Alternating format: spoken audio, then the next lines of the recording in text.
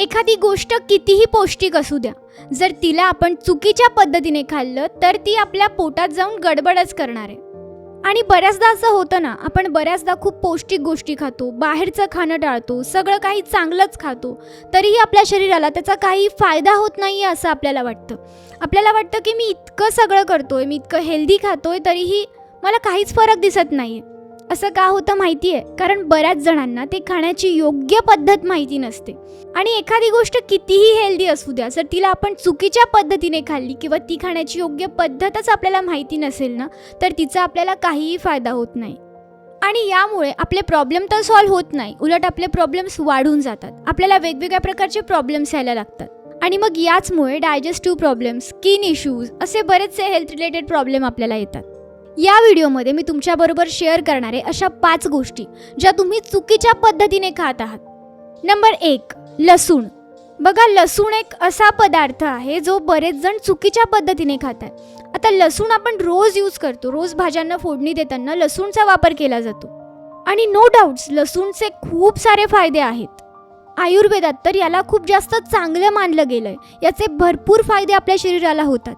लसूण चांगल्या आजारांना सुद्धा बरं करण्याची क्षमता ठेवतो. पण लसूणला रोज नाही खाल्लं पाहिजे. ज्याप्रमाणे आपण लसणाचा वापर रोज भाज्यांना फोडणी देण्यासाठी करतो ते चुकीचं आहे. आपल्याला हे समजून घेणं गरजेचं आहे की लसूण हा एक स्ट्रॉंग स्टिम्युलेट आहे जो सरळ आपल्या नर्वस सिस्टमवर परिणाम करतो. लसूणामध्ये काही सल्फरचे कंपाऊंड्स असतात ज्यांमुळे आपल्या ब्रेन सेल्स डॅमेज होऊ शकतात. त्याचप्रमाणे जर आपण रोज लसूण खाल्ला तर आपल्या शरीरात तमसचं प्रमाण वाढतं. एवढंच नाही तर लसूण आपल्या शरीरात तयार होणाऱ्या चांगल्या बॅक्टेरियांना सुद्धा संपवून टाकतं. आणि सगळ्यात महत्त्वाचं म्हणजे जर तुमची प्रायोरिटी स्पिरिच्युअल ग्रोथ असेल तर तुम्ही लसूण अवॉइड केलाच पाहिजे. हा मेसेज बऱ्याचशा शास्त्रांमध्ये सुद्धा दिला गेला आहे. आपण एका कप सिरपचे एक्झाम्पल घेऊया. बघा, एक कप सिरप ज्यावेळी आपल्याला खोकला येतो त्यावेळी त्याच्यावर उपचार करण्याचं काम करतं. पण विचार करा, जर तुम्हाला ते आवडतंय आणि तुम्ही त्याला रोज रोज पिणं चालू केलं तर त्याचा तुम्हाला फायदा होईल? अजिबात नाही.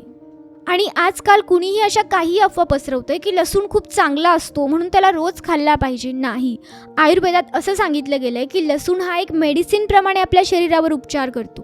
हा मग कुठल्या तरी प्रमाणात त्याला ज्यावेळी आपण कुक करतो त्यावेळी त्याच्यातलं स्टिम्युलेट कमी होतं, पण तरीही ते रोज खाणं योग्य नाहीये. पुढची गोष्ट म्हणजे रताळी. व्हिटॅमिन ए, बी, सी त्याचप्रमाणे फायबर्सने भरलेली ही रताळी शरीरासाठी खूप चांगली असते. रताळी खाल्ल्याने आपण भरपूर वेळापर्यंत एनर्जेटिक फील करतो. खूप सारे जण फॅटला लॉस करण्यासाठी बॉइल्ड स्वीट पोटॅटो खाण्याचं सांगतात. आणि काही जणांचं असंही म्हणणं आहे की याला पूर्णपणे अवॉइड केलं पाहिजे कारण याच्यामुळे वेट वाढतं. पण रताळी जी असते ना, ती वजन वाढवण्यासाठी सुद्धा आणि वजन कमी करण्यासाठी सुद्धा दोघांसाठीही उपयुक्त असते. बस तिला बनवण्याची पद्धत मात्र वेगळी असते. आयुर्वेदामध्ये असं सांगितलंय की जर तुम्हाला वेट गेन करायचं असेल, मसल्स हवे असतील तर तुम्ही बॉईल केलेली रताळी खाल्ली पाहिजे. असं यामुळे कारण बॉईल केल्याने रताळीमधील पाण्याचं प्रमाण वाढून जातं ज्यामुळे वेट गेन करण्यात मदत होते. आणि जर तुम्हाला तुमचं वजन कमी करायचं असेल तर तुम्ही त्याला तसंच खाल्लं पाहिजे किंवा तुम्ही हलकं रोस्ट करून खाऊ शकता.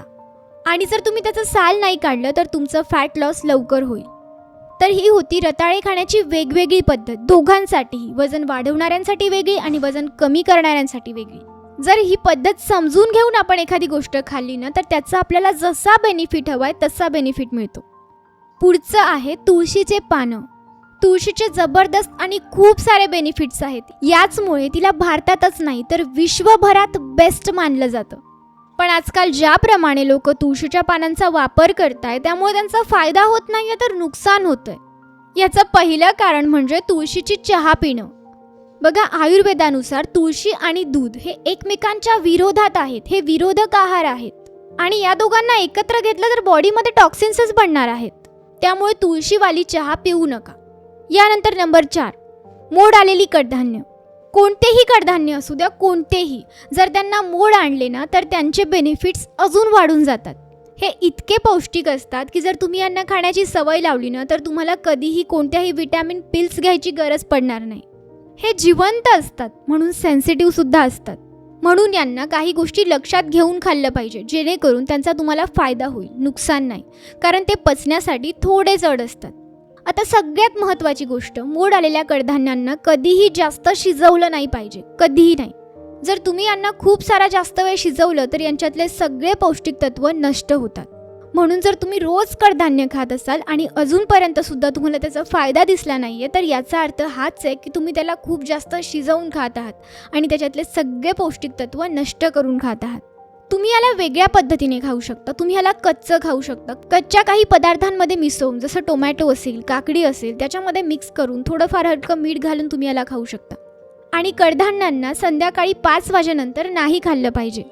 अंकुरित केलेल्या कडधान्यांमध्ये पूर्णपणे प्रोटीन असतं. त्याचबरोबर त्यामध्ये अँटीऑक्सिडंट, व्हायटॅमिन्स, एन्झाईम्स, मायक्रोन्यूट्रियन्स अशा बऱ्याचशा गोष्टी आपल्याला मिळतात.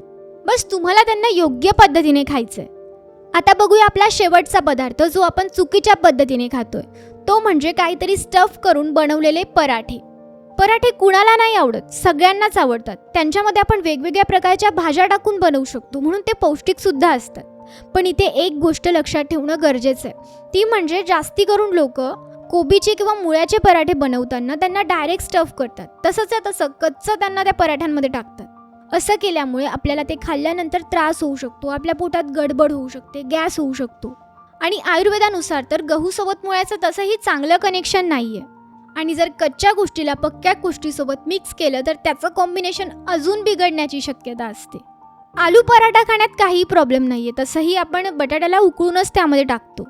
पण जर तुम्ही दुसरे कोणते पराठे बनवत असाल, जास्ती करून मुळा आणि कोबी, तर त्यांना हलकंसं शिजवून घ्या, हलकंसं फ्राय करून घ्या. 3-4 मिनिट तुम्हाला जास्त वेळ लागेल, पण यामुळे तुम्हाला त्याचा पूर्ण फायदा मिळेल आणि तुम्हाला त्राससुद्धा होणार नाही.